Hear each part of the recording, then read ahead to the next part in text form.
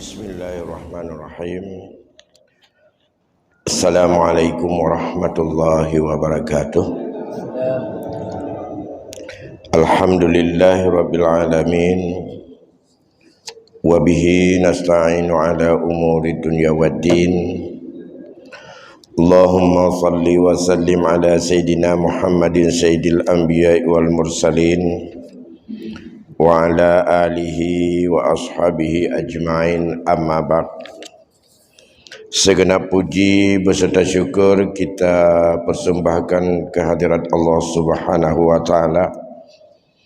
Selawat dan salam kehariban junjungan alam Nabi besar Muhammad sallallahu alaihi wasallam pada keluarga dan sahabatnya sekalian. Tuku-tuku sidang jamaah maghrib yang dimuliakan Allah Subhanahu wa taala. Baiklah, malam ini kita sambung sedikit lagi berkaitan dengan masalah udhiyah, dan ia berbeda dengan masalah akikah yang dua-duanya merupakan hukumnya sunat muakkad. Tapi berkaitan dengan akikah tidak begitu rinci diatur berkaitan dengan kualifikasi maka binatang. Tidak juga secara rinci diatur berkaitan dengan waktu penyembelihan. Dan ia sangat lunak. Berbeda dengan apa yang berlaku pada masalah udhiyah. Di mana dalam prosesi untuk kita menyembelih udhiyah itu sunat untuk kita membaca bismillah, berselawat kepada Rasulullah, menghadap kiblat terhadap binatang yang disembelih, bertakbir dan berdoa. Itu 4 hal yang harus kita lakukan. Dan itu hukumnya bukan wajib, tapi itu hukumnya sunat. Berbaca bismillah, berselawat kepada Rasulullah, menghadap kiblat binatang yang disembelih dan orang yang menyembelih, bertakbir dan berdoa. Membaca bismillah yang pertama, bismillahirrahmanirrahim. Allahumma salli ala Sayyidina Muhammad wa ala ali Sayyidina Muhammad. Kemudian bacakan takbir Allahu Akbar, Allahu Akbar, Allahu Akbar. Kemudian baca doa Allahumma taqabbal, atau diawali dulu bismillahirrahmanirrahim tawakkalullah, dan yang lebih bagus bacalah Allahumma haza minka wa ilaika fataqabbal minni hazil udhiyah. Itu saja yang penting dijaga. Sedangkan pada penyembelihan akikah sama juga. Percuma dalam doanya Allahumma haza minka wa ilaika fataqabbal hazihil aqiqata Fulan bin Pulin. Sonan anaknya kalau tahu. Nanti akan kita lihat berkaitan dengan akikah ini secara rinci. Oleh karena demikian, berkaitan dengan penyembelihan kurban ini haruslah kita ikuti kesempurnaan mungkin, baik dalam penyembelihannya maupun menjaga adab-adabnya. Namun andai kata kurban itu atau udhiyah itu sudah merupakan nazar, maka pemiliknya tidak boleh makan apapun di dalamnya. Kalau apakah nazar lujat atau nazar ta'yin atau nazar tidak ta'yin. Kalau kita sangkutkan nazar dengan sebab sesuatu, berarti itu nazar itu ta'yin. Kalau saya lulus sebagai pegawai negeri sipil maka saya akan melaksanakan udhiyah. Nyan ban luluh berarti kawajib udhiyah. Ya. Dan wadatasinan pajan wajib nyan hana milik legetanyo pih mutina. Kami milik Allah mandu. Maka hana pajo sapu legetanyo. Sapu hanya cok. Dan urut-urut yang wajib napakah getanyo sabajin. Siapa dengan getanyo? Ya. Atau hana tersebut nain. Ken mantang alayya udhiyah. Lazim adalun lunti kurban. Lazim adalun lunti kurban. Hana tak pesangkut tapu api. Itu juga sudah nazar. Karena yang gekun dengan nazar, tapi wajib sesuatu ada diri getanyo, sesuatu yang itu tidak wajib kepada kita. Tidak termasuk kita mewajibkan kepada orang lain oleh kita. Itu bukan nazar. Misalnya, kalau nanti saya lulus pegawai negeri sipil, maka wajib atas ibu saya menyembelih satu kurban. Getanyo yang muka ada mak ada peduk ada kok yainan hana wajib. Ya. Tapi atau mudarat orang lain kita yang bernazar tetapi atas orang lain juga itu pun tidak wajib dan tidak sabit. Misalnya ada orang yang dalam keadaan sakit. Ya Allah, kalau dia sembuh sehat kembali daripada stroke ini, maka wajib atasnya dia menyembelih seekor udhiyah. Pulih lagi third, lagi hana pernah kena stroke ke? Dengan tamu kau di katanya. Tapi nyan tia kurban adaganya hana wajib. Karena kan wajib kedra gada. Katanya wajib adaganya. Yang nahak wajib adaganya gedra wagu. Dan Allah atau syariat yang mewajibkan. Ya itu berarti kalau tidak wajib, maka tidak apa-apa untuk kita makan maksimum dalam berbagai pendapat sepertiga dari daging kurban itu bisa kita makan sendiri. Yang kedua, kalau dia melazimkan atas dirinya, maka juga itu adalah nazar tanpa dia menyebutkan ta'yin apapun. Itu juga tidak boleh dimakan sendirinya. Satu lagi ta'yin. Ta'yin satu binatang itu adalah udhiyah. Nyo adalah kurban. Nyo lumolonyo adalah lima kurban.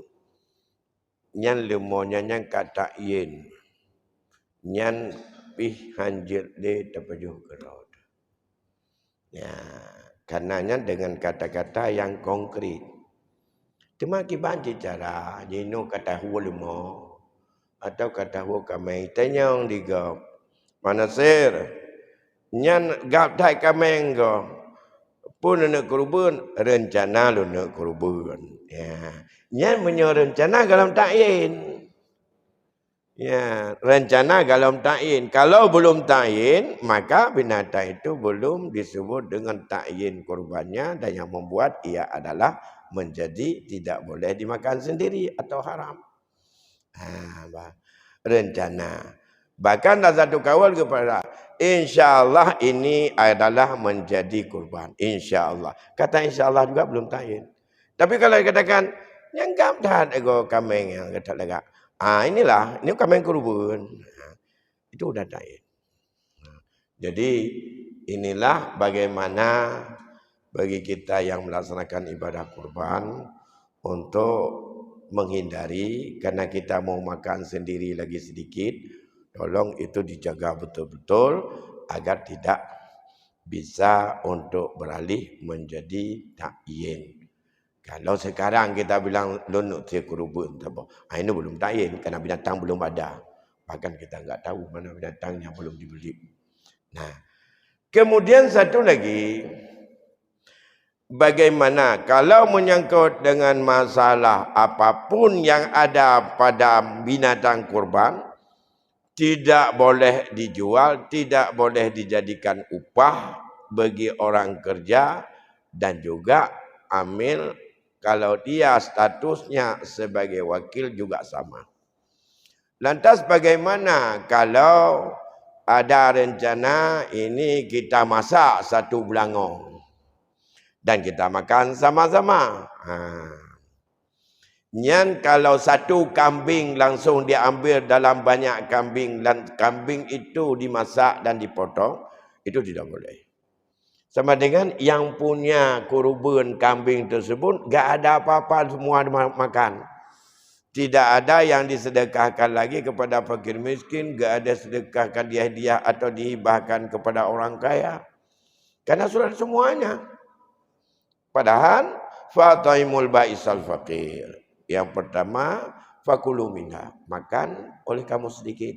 Selanjutnya, serahkan dan bagikan kepada kaum fakir miskin. Maka kalau satu kambing semuanya sudah dipotong dan sudah dimasak dan dimakan semuanya, dia korbannya tidak ada lagi apa-apa karena sudah dimakan semuanya. Maka dalam kaitan ini, bagaimana juga minta izin pada orang yang punya kurban, tidak satu, beberapa ekor, ambil sana sikit, itu minta izin dari yang punya, lantas masak dan makan, dan juga yang punya makan bersama. Itu boleh, karena makan sedikit, kemudian sisanya baru untuk dihibahkan, atau dihadiahkan, atau disedekahkan kepada fakir miskin. Bapak Ibu sidang jamaah maghrib yang dimuliakan Allah Subhanahu wa taala, maka kalau ada yang ingin bertanya malam ini kami persilakan berkaitan dengan kurban. Kalau enggak akan saya buat sedikit perbandingan dengan yang lain, yaitu dengan masalah akikah. Kalau ada, ya.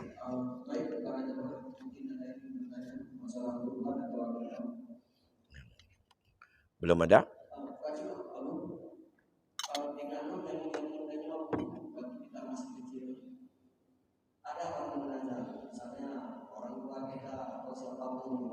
Kalau memang dia sembuh atau dalam masa perkawinan, kalau memang dia menikah, kain ini dari mertuanya, itu bagaimana hukumnya? Masih Assalamualaikum warahmatullahi wabarakatuh. Iya. Orang tua kita pernah bernazar sampai meninggal mungkin belum ditunaikan. Nazarnya korban. Ia pernah bernazar dulu. Nanti insyaAllah kalau saya diberikan kesehatan dari sakit saya akan melaksanakan ibadah kurban. Kemudian gak sempat dia lakukan, ia pernah sembuh dari sakitnya, walaupun setelah itu sakit dan meninggal lagi. Tentu tapi bukan sakit yang saat ia bernazar. Hingga terwujudlah taklik mu'alliknya atau yang disangkutkan dengan korban. Tapi ia belum melakukan. Maka itu adalah bagian daripada faraid yang kita sebutkan itu utang dengan Allah daripada peninggalan orang mati. Begitu dia meninggal, itu bagian daripada menyangkut dengan utang dengan Allah. Yang tidak punya hak oleh ahli waris untuk menguasai dan memiliki hartanya sebelum utang-utangnya itu diselesaikan semuanya. Karena Allah mengingatkan bahwa hak waris, apakah itu adalah anak, isteri, atau meninggal isteri suami, atau lainnya, setelah Allah tetapkan bagian hak mereka, kemudian ditutup. Itu semuanya hak mereka setelah ditunaikan wasiat dan setelah dilunasi utang. Kalau belum ditunaikan wasiat dan belum ditunaikan hutang, maka hak ahli waris belum punya hak apa-apa pada peninggalan orang meninggal. Kalau diambil juga itu adalah tidak halal. Karena dia melanggar daripada aturan yang dianjurkan oleh Allah. Nanti di saat gak cukup kepada utang, gak cukup kepada wasiat, setelah itu semuanya barulah tahu berapa nilai daripada bagian ahli waris itu sendiri. Kalau belum ditunaikan, termasuk salah satu di antaranya nazar, fidyah, kafarat, yang wajib-wajib semuanya, haji, zakat, dan sebagainya. Termasuk menyangkut masalah apapun yang sifatnya itu ada hubungan dengan material atau uang. Tapi kalau dia bernazar bukan dengan masalah yang harus dikeluarkan harta, gak ada hubungan. Ya, maka kalau dia tidak sempat melakukan meninggal, sama dengan tinggal salat zuhur tidak diqadha. Ya, dia pernah bernazar, andai kata aku nanti sehat dari sakit, aku akan salat 2 rakaat di Masjid Lancanggara. Kemudian udah sehat, enggak salat 2 rakaat, tapi bukan salat zuhur asar, salat 2 rakaat salat sunat, itu menjadi wajib baginya. Karena dia sudah bernazar tidak disalat. Bagaimana kalau sudah meninggalnya dan ia belum menunaikan? Itu urusan dia, tanggung jawab dengan Allah. Itu dosa yang harus dibawa, yang tidak ada sangkut paut dengan ahli waris untuk menunaikannya. Tapi kalau harta, bukan juga harta ahli waris tadi. Percuma harta dia yang dia tinggalkan belum bisa disebut dengan ini pusaka atau ahli waris punya. Karena itu adalah sudah menjadi takluk pada material terhadap apa yang telah dia lakukan di saat ia masih hidup. Itu barangkali Pak Nasir. Nah, kalau enggak ada yang lain, sekarang saya lanjutkan sedikit. Bagaimana perbedaan antara udhiyah dengan akikah, yang sama-sama juga Nabi pernah mengamalkannya. Kalau menyangkut udhiyah, Nabi pernah menyembelih dengan tangannya sendiri. Dan juga akikah yang disunatkan untuk anak yang baru lahir pada usia 7 hari. Dan disembelih untuk anak itu bila laki 2 ekor kambing. Atau ya kalau bukan kambing boleh juga biri-biri. Kalau bukan biri-biri boleh juga kibas. Andai kata yang lahir itu anak perempuan, maka sunat yang sangat dikuatkan untuk disembelih seekor kambing.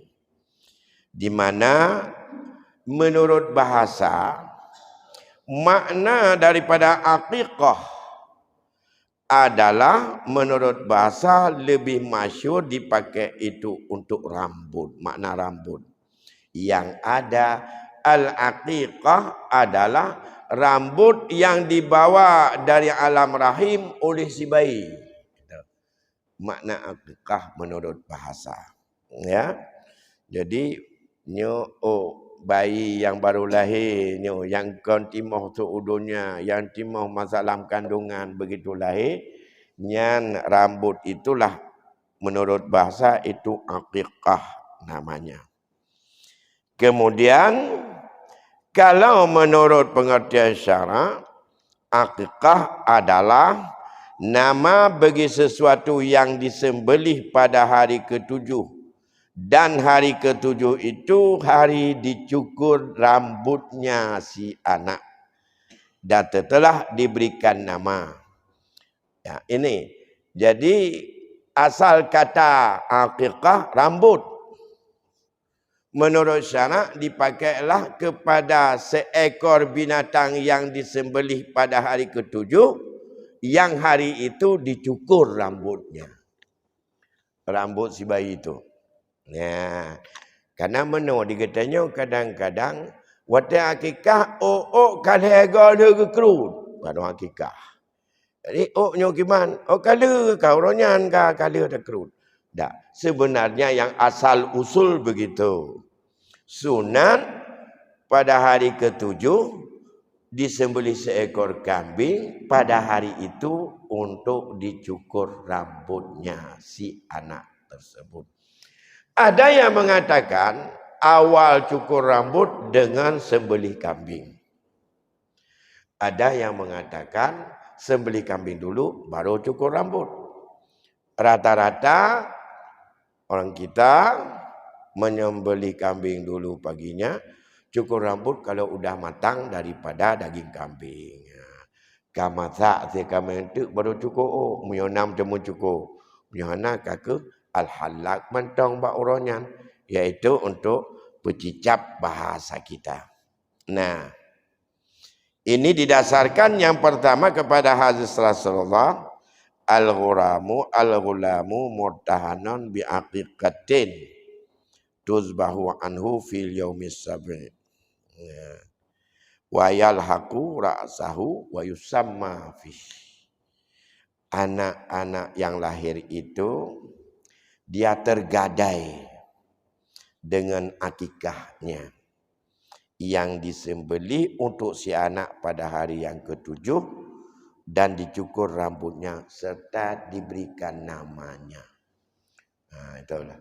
Adi murtahin kita menjadi sebagian tergadai anak itu. Maka dalam konteks ini binatang kurban sangat rinci disebut di dalam hadis. Kambing yang tidak boleh kalau tanduknya sudah patah, yang ekornya sudah putus, telinganya sudah luka. Ia kadang-kadang berjalannya tidak lurus, dia agak kurus sedikit, yang ia itu macam-macam. Cukup banyak kriteria binatang kalau untuk udhiyah. Sedangkan untuk akikah tidak ada penjelasan dengan kriteria, termasuk masalah tentang usia bagi kambing. Kalau akikah sangat dirinci, percuma para ulama mengkiaskan kualifikasi daripada binatang akikah dikiaskan kepada binatang yang kriteria sangat rinci pada masalah udhiyah atau pada kurban.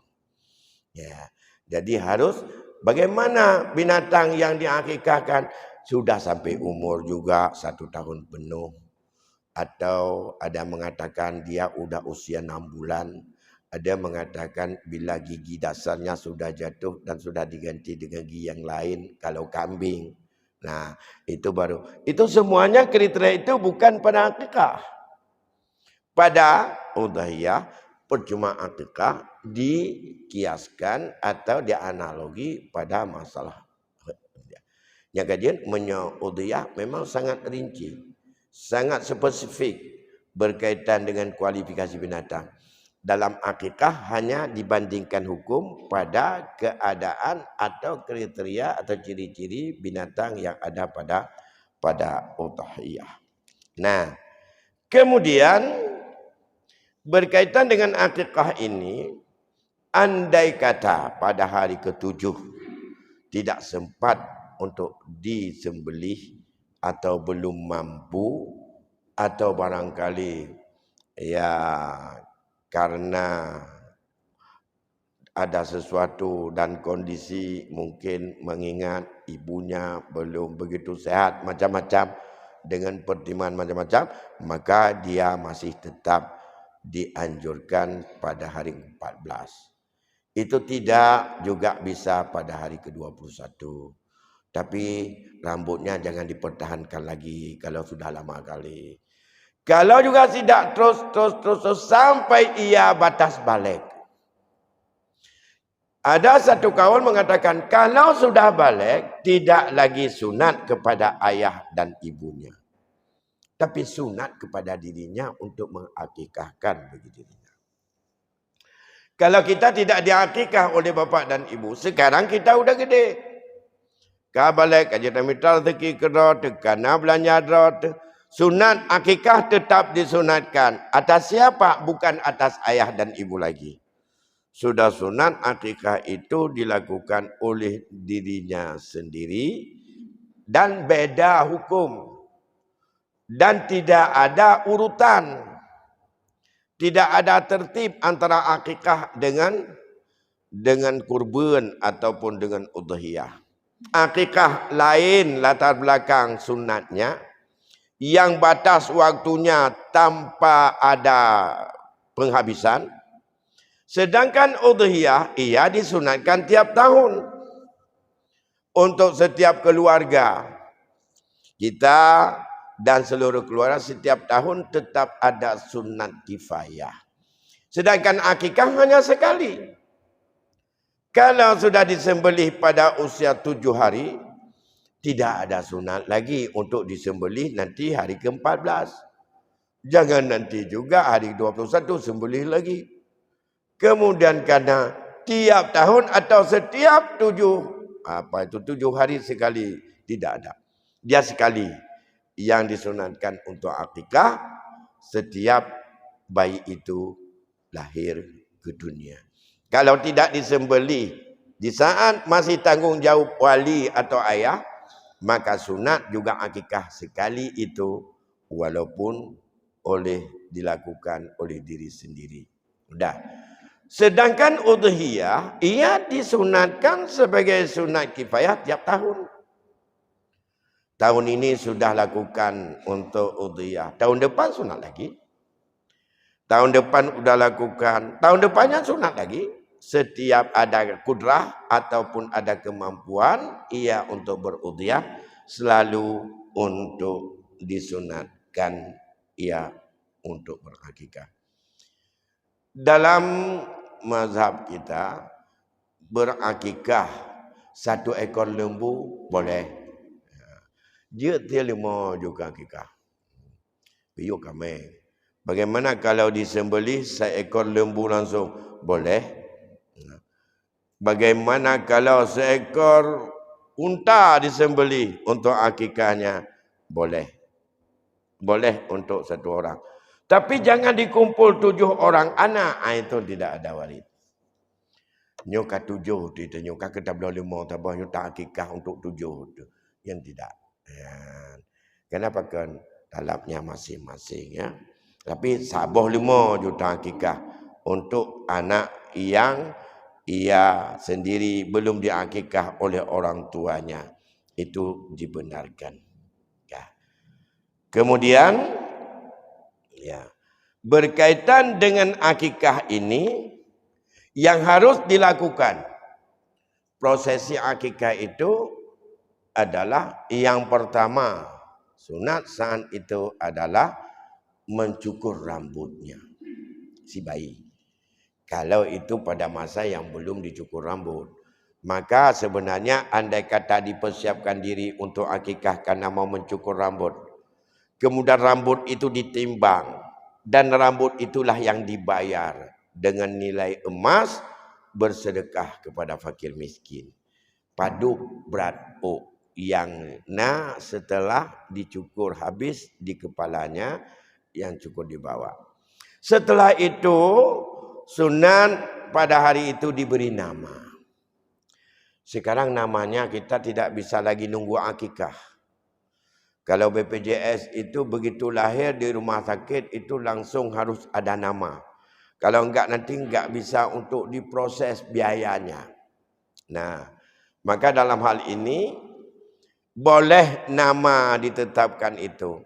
Dan nama itu membawa terus kepada menjadi yang ditetapkan dalam kakak dan itu akan lahir di dalam di kantor catatan sipil dan nama itu adalah merupakan maka dalam kaitan ini bila nama sudah diberikan sudah ada tinggal pada hari itu maka ditetapkan saja namanya karena namanya sudah ada.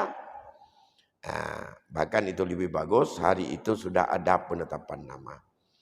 Yang ketiga, nah ini yang penting-penting aja. Kalau prosesi yang lain-lainnya itu tanya sama nenek-nenek di kampung. na pamano na bohmano turubu na puna ate mano mubalut dengan on pisang. Itu tanya sama ibu-ibu aja. Ini ditaruh di mana, ini taruh ke mana, ini harus pakai di mana. Mam menyobek bengih ganyan peduk aja. Peduk dan mat peduk kan. Ya, tapi itu adalah merupakan tafaul.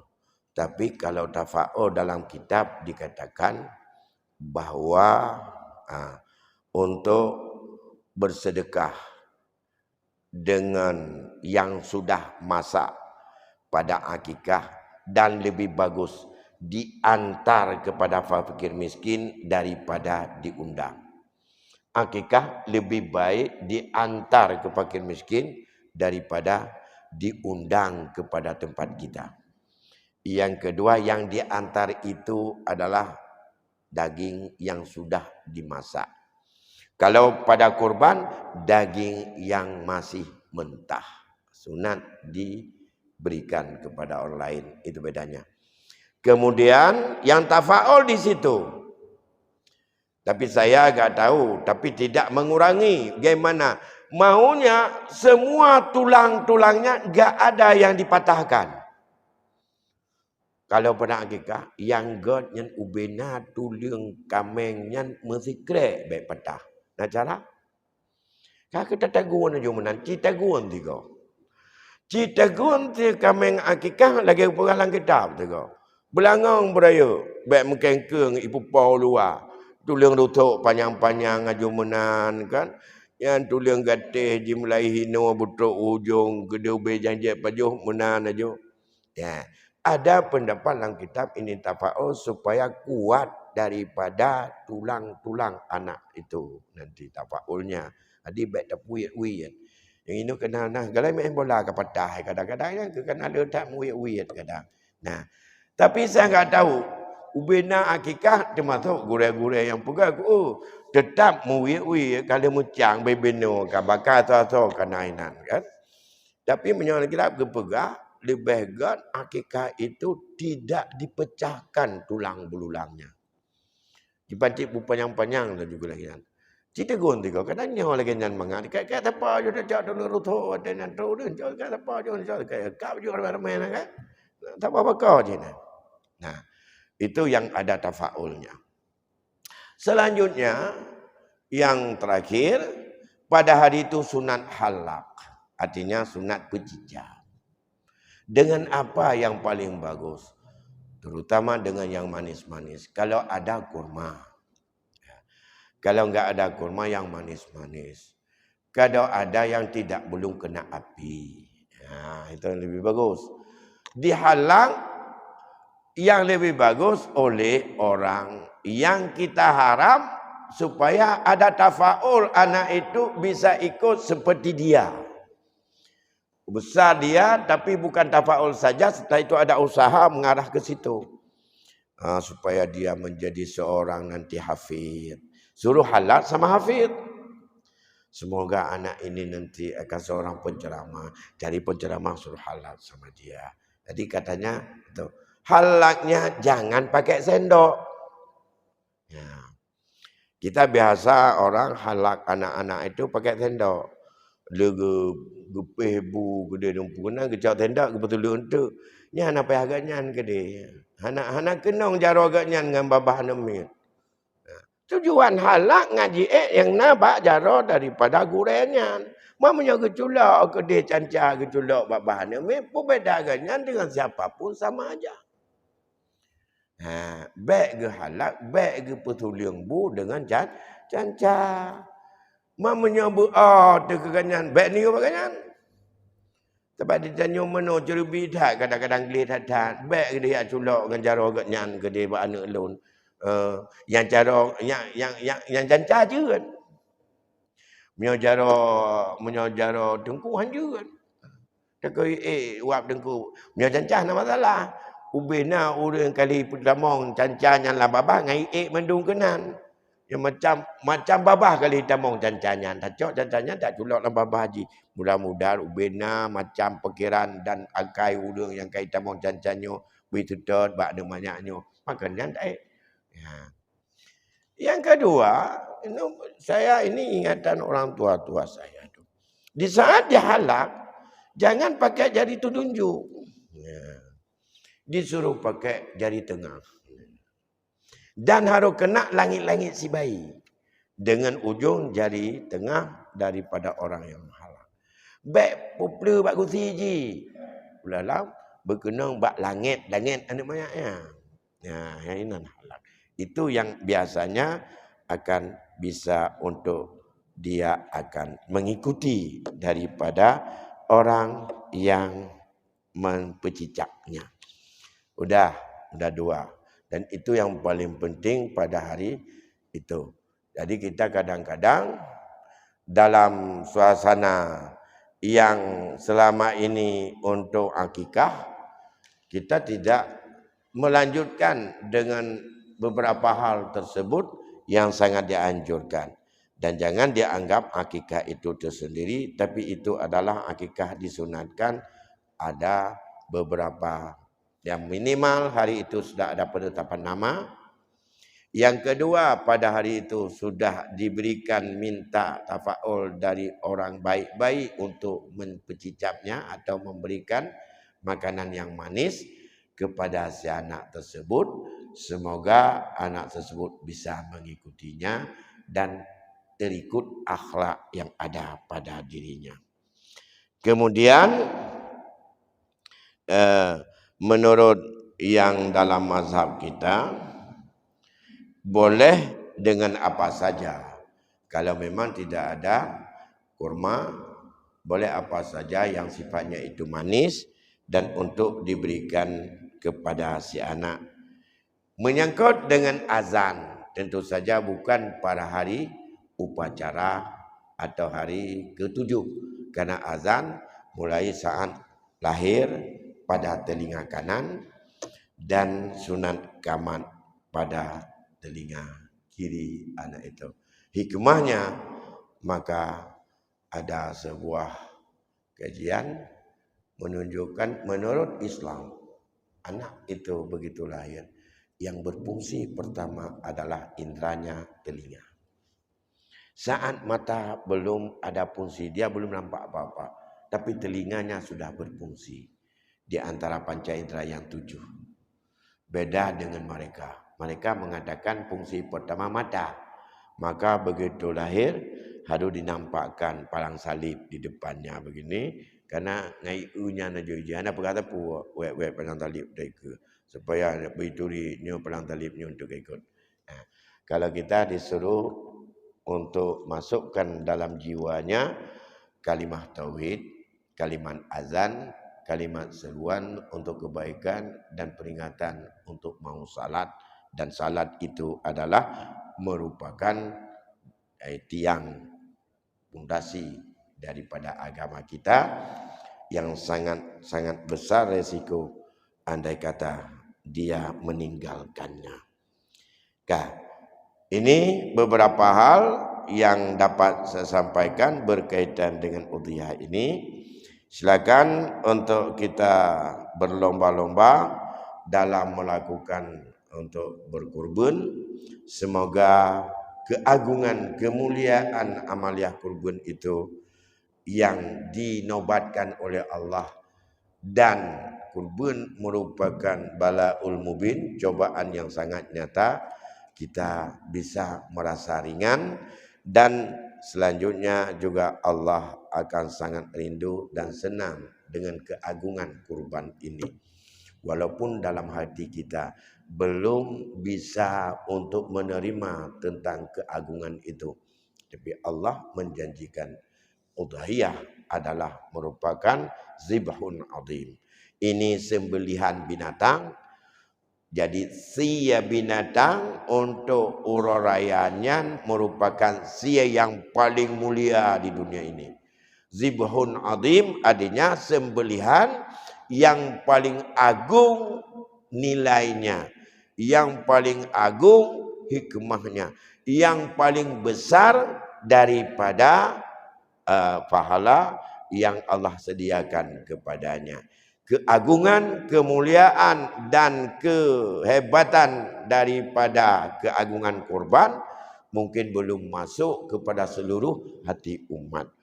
Kalau sudah masuk, insya-Allah keagungan itu akan merasa sangat kecil dengan dibandingkan nilai wang bila dilihat kepada kemuliaan yang Allah berikan di balik daripada amalan kurban. Silakan kita untuk melaksanakan kurban pada Idul Adha yang jatuh pada hari Minggu dan hari Tasyrik Senin, Selasa dan Rabu. Ini tidak ada lagi lihat bulan, bulan sudah dilihat. Hari Sabtu tidak ada lagi nunggu nanti hari Sabtu kadang nak perubahan malam tengahnya. Pun nak pengumuman lah. Mana ada pengumuman aku? Kalau sidang istimbat sudah selesai. Yang dilakukan pada malam Khamis hari itu. Ternyata setelah dilihat hari Khamis itu tidak nampak bulan Zulhijjah di seluruh wilayah Indonesia. Bahkan juga kepada wilayah Asia. Maka ditetapkanlah Indonesia menetapkan kita Istiqmal Zulqa'dah. Sempurnakan Zulqa'dah 30 hari, maka ambillah menjadi 1 Zulhijjah Jumat. Menyo 1 Zulhijjah Jumat, 10 Zulhijjah adalah jatuh hari Minggu. Itu sudah jelas.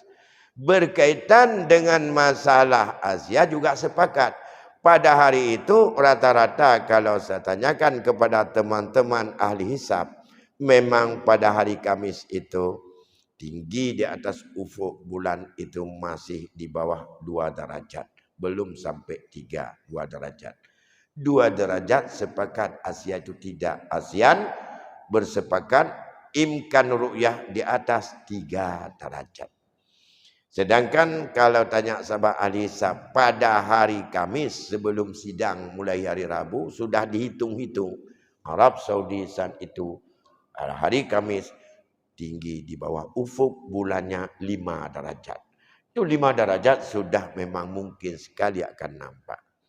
Bagi saudara-saudara kita yang sudah biasa bukan pijakan pada ru'yatul hilal. Tidak berpijak kepada imkan ru'yah. Tapi berpijak pada wujudul hilal, maka hilal sudah ada tapi belum nampak. Tapi karena kita mengamalkan perintah ru'yah, kalau belum ru'yah berarti wujudul hilal belum dianggap 1 Zulhijjah. Jadi karena tidak ada sunat menyembelih kurban pada hari 9 Zulhijjah, maka jangan sembelih kurban huruf Sabtu. Ya, karena di kurban Zulhijjahnya kan ti kurbannya pucit ti megang. Mam ya kan cana mai ba empres ti megang huruf Sabtu juga. Tepat juga lah. Tapi yang kan kurban megang. Mam megang boleh terserah nanti kan. Kalau mau kurban setelah salat Id, sebelum salat Id tak boleh. Apalagi sebelum malam Idul Adha. Baik, saya pikir demikian yang dapat kami sampaikan pada malam ini. InsyaAllah kita selamat Idul Adha. Akan bertemu kembali insyaAllah setelah nanti Idul Adha. Pada malam yang sama dengan masalah yang lain. Nanti akan kita lanjutkan pengajian. Lebih kurang saya mohon maaf. Assalamualaikum warahmatullahi wabarakatuh.